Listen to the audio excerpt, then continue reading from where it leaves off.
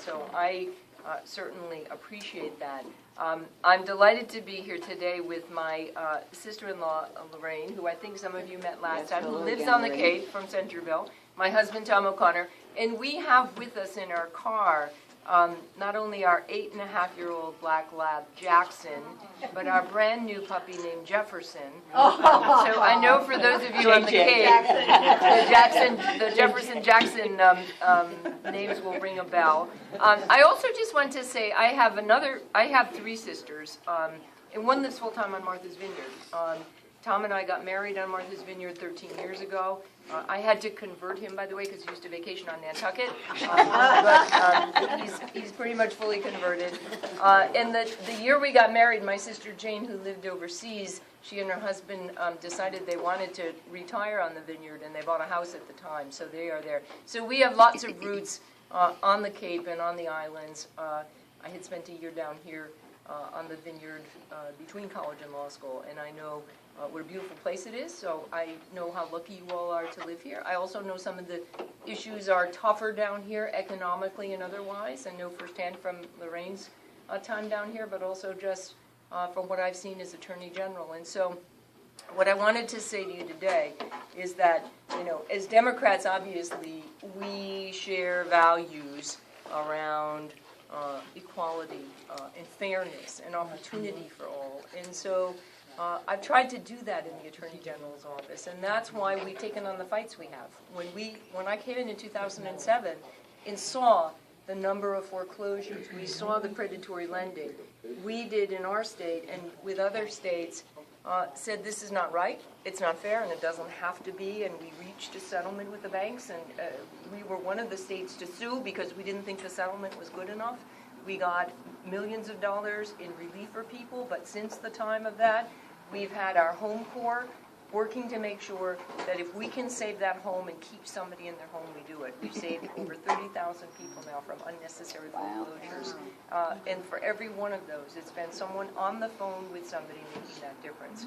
Particularly for vets, we want to make sure that no one, man or woman, who served his country, is going to be foreclosed upon. It's illegal for one thing, and it's just wrong. So we've worked really hard on that. As Bob mentioned, I was the first and only Attorney General to say this Federal Defensive Marriage Act is wrong, particularly in Massachusetts, where we had said since 2004, after the Goodrich decision, that people should be allowed to marry who they want. I'm delighted to see that New Jersey's court has also said that. And you can see across the country with the leadership of states like Massachusetts, people are recognizing that this is fairness, and I'm hopeful that this will happen across the country. We still have battles, by the way, to make sure that our kids are treated fairly, that kids, LGBT kids, are not bullied in school, and we've taken on those fights and will continue to do that. We also have taken on, and I'm not here to talk just about the work I've done as AG, obviously, because I want to talk about what we can do as governor, but I think some of those fights we've taken on to keep seniors in their homes and to have medical care available for them that they can afford, to combat human trafficking, to pass a statute here to make sure we protect our kids, to go after the utilities when they don't do their job and they're going to put your rates up and not do what they're supposed to be doing to keep the power on. We've done that successfully, and one of the reasons I want to be the next governor is that as we turn this economy around, and I think Governor Patrick took over in the worst economic recession we've seen in a long time. He's got us headed in the right direction, as people in Massachusetts believe. We need a governor in the corner office who continue that for everybody, not just for the top 1%. We know that 95% of the recovery in the last few years has gone to the top 1% in this country, and that's just wrong, and it doesn't have to happen. We have the opportunity here as we look at raising the minimum wage, which we should do, giving people earned sick time, which we should do if they do not get it now. Those are all important measures that if the legislature doesn't pass, will pass by petition, that will start to level the playing field. But we need to do more than that. We need to create an environment where businesses will come here, they'll stay here, they'll grow here in the way that we want growth. And I know for the Cape, or Berkshire County, where I'm from, the kinds of growth that you want are different, and you should have a say in what that means. You should be at the table in terms of where those jobs should come from and how we develop our opportunities here. The second piece of it, of course, is education. It's the way that everybody gets opportunity and skills, and we should do better in education. I have always thought that we have a system devised for letting the kids out in time to do the spring planting, and then they come back after the harvest. That's great for the 19th century, but it's, we want our kids to compete in a global economy. They need to compete not just against other states, but kids in China and India. We can do that here. We've got those resources, and we know that an extended school day, changing the way we do the school year, doing early education, making sure every kid has that advantage is the way we break through and provide opportunity, equal opportunity for everybody. We can do that here in Massachusetts, and I am committed to making sure we do it. People who want to come back to the workforce to get the skills they need, whether it's veterans or women or men who've taken leave to be parents, we should provide those opportunities for everybody so that in a state where we have unemployment and we have jobs going begging, we need to connect them, and we can do better than that. So I'm committed to doing that. I need your help, and I want your help, and more particularly, I want your ideas around the way we continue to do that as the campaigns go forward. You've got a lot of great candidates in this race for governor, for lieutenant governor. It's one of the things that makes Massachusetts great and what makes Democrats great, because we have a lot of people willing to say we're going to throw our hat in the ring. I appreciate that. But it's really important that we have a Democratic governor. And I think we've learned our lessons. Whatever sort of independent or moderate folks say, it's not, particularly given what's happened in Washington, we need to make sure that we have a Democratic governor. My dad and mom, my dad was a World War II veteran. He was on a ship out of Newport. He was on a destroyer. He was recalled for Korea. He sold insurance out of Springfield after that, and I grew up in Western Massachusetts because he bought part of an agency out west. My mom stayed home and raised 5 kids. They were committed to our education, 4 girls and a boy, and I'm really proud that my parents said, our daughters should get an education and chart their way in life, just as our son will be able to do. So they supported us doing that. We grew up in a small town with the kind of values that I think are American values, democratic values, opportunity, fairness, working hard, giving back, the kinds of things that I've done, I think, as a public servant, as a district attorney, and as attorney general. And so I'd like to be the next governor. I think I bring some good ideas and a proven record and some skills and talent to make sure we get it done. And when I graduated from law school, my dad gave me a plaque that said, sometimes the best man for the job is a woman. Right. So I'd like to be that woman. So thank you. And I'd love to get questions or comments. Okay, before we start the questions, please keep this questions short. And just one question so we can get to as many people as possible. Okay? Right. What do you think your biggest challenge is in getting elected as governor, and therefore, how can we help? Sure. Well, obviously, with an open seat, there is a big field and a primary, so first goal is to win the primary. I anticipate that we will have a good spirited primary in this, as we should. There are a lot of talented people, as I said, running for governor, running for lieutenant governor. That's what our Democratic Party believes in, and we will have that discussion of ideas. But I do think that we also need to look at how can we get someone who's going to be able to win the primary and then win the race, because we cannot assume, as I know very well, that winning a primary means that you will be successful. 56% of people in Massachusetts, and I know that number is big here, are independents. They will vote not just with the party, but they'll vote for someone that they believe will do a good job. And I know a certain number of people will always vote Republican. In fact, we were down Christmas Eve having dinner with Lorraine when I was running for Senate. And there was a party of 6 people. We got up to the gentleman in a blue blazer, nice rep tie. He said, Ms. Coakley, I admire the work you do as Attorney General. And I said, thank you very much. I'd love your vote for Senate. He said, no, I always vote Republican.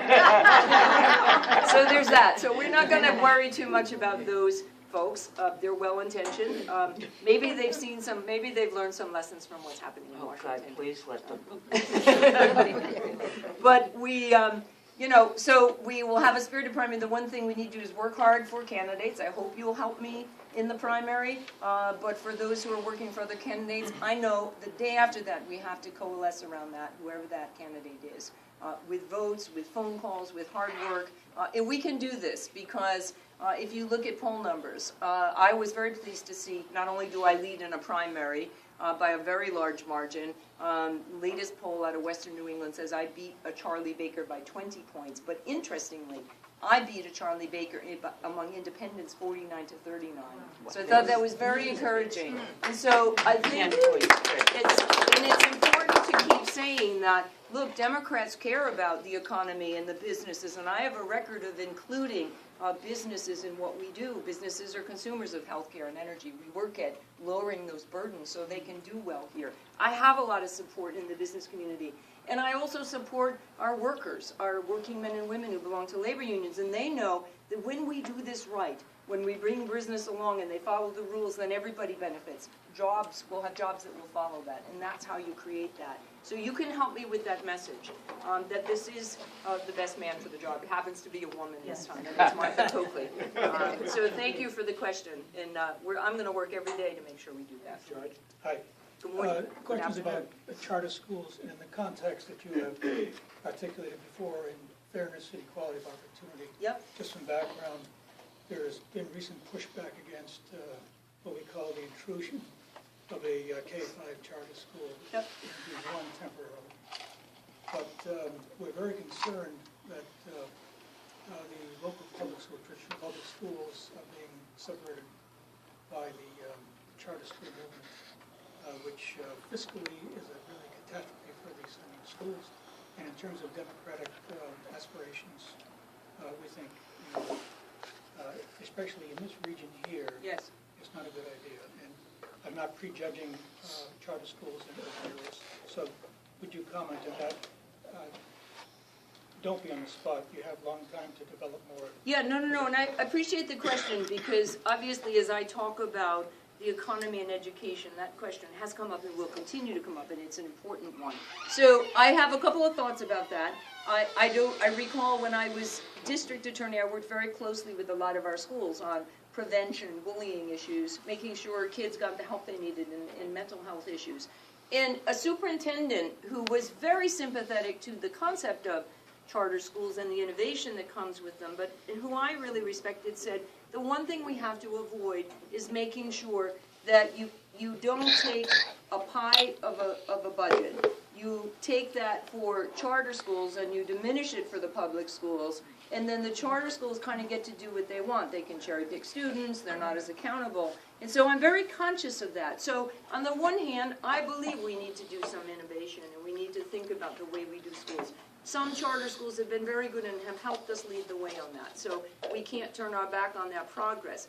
We also, though, need to hold them accountable for the budgets and the students that they take so that the public school systems and the teachers who are working hard in it are now swimming against the tide. In other words, their budgets are cut. And so that's part of what we need to do is move forward. I think most teachers get into teaching because they want to help kids. And they become union members because they want the job security. Those two things are not mutually exclusive.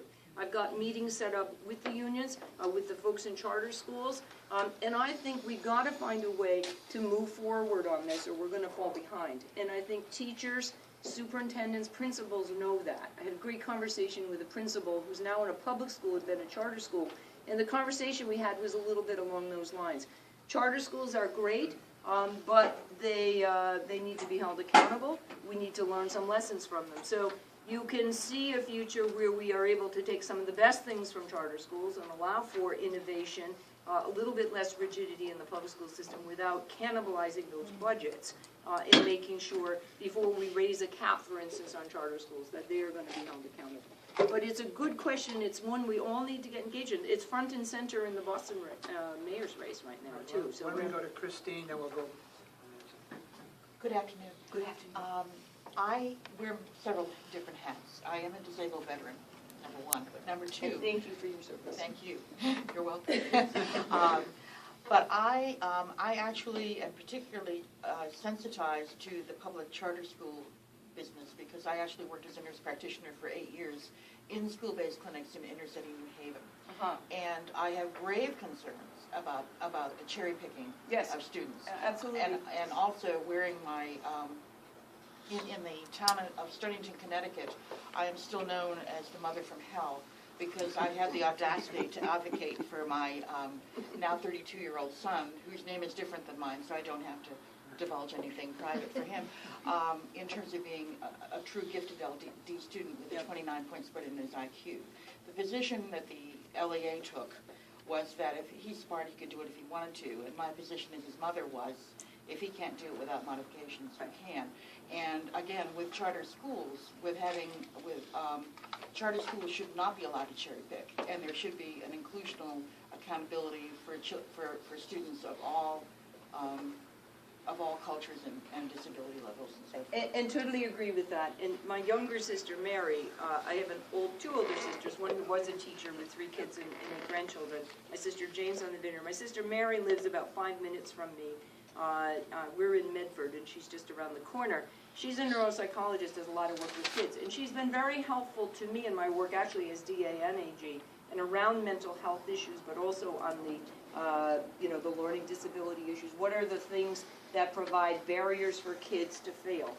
And kids who can't learn in a conventional way or model are going to not go to school, they're going to fall out, and we see all the other problems come about that. So that's when I talk about modernizing what we do for kids, it is about bringing the system along in a way that is accountable, but also understanding that we know a lot more about kids who don't learn at the same rate or who have disabilities in learning, and we need to do better in adjusting for that. And I know some school districts get caught up in fighting it because they think it's going to be so expensive. I'd rather see the money go into actually working with the family and the child than into the lawyers to get a good solution for that. Not to beat the charter school thing to that, one of our dearest friends has developed a fabulous charter school system in Lawrence and has gone in then to rescue public schools trying to institute that same thing, running into different problems. So I'm not against charter schools. I think they can. I have been trapped as a teacher within the public school system and know how it prevents. If I was in trouble every day, I knew I was doing good teaching, and that's because of the system. So I think there's much that charter schools can bring, and particularly in an urban situation. Here it's different. We have bilingual, we don't have bilingual children. We have children, we have a great number of children that register below the poverty level. Yes. In addition, they come not speaking English as their first language. People who do not, even though they're innovative programs in the public schools, they choose not, very obviously in the cherry picking system, if their kids can make it, to go to Sturgis, which offers an international program, or to Orleans, to the Lighthouse School, which are both fine schools, but they are not diverse. They do not have this population, and is costing Yarmouth dentists a fortune to send their children to these schools because parents, if it comes right down to that, in covert racism, don't want their children to mingle. And you're right, I mean, you laid out those issues about, the innovation that occurs in some schools and how it works, but that it's also one size does not fit all, and what works in Lawrence may not work on the Cape or in Worcester, and so that's part of what I'm very sensitive to in understanding whether we're talking economy, we're talking school needs. This is where, a lot of the school policy and decision-making gets done at the local level, and that's good. I think the state has the ability to come in and help, either with finance or other ideas around it, and making sure that the local program is following best practices, looking at the ways in which we get rid of the bureaucracy in the public schools so the teachers can teach, without, it's not either public school or charter schools. We've got to find a way to move forward in ways that hold them accountable, but with some of those innovative ideas in our public schools too. Anybody else? Phil? I'm a member of a school committee. I lost re-election 4 years ago and got on the local finance committee. And I bring this up because I got back on the school committee. And while I was on the finance committee, I discovered the local charter school, the Sturgis, was making an attempt to, outside the public knowledge, buy 2 of the public schools. One had been closed, and the other one was closed a couple of years later, to build their new campus. This information was given to a couple of the selectmen and a couple of townspeople, who then later led a heavy-duty fight to try to run the superintendent out of town.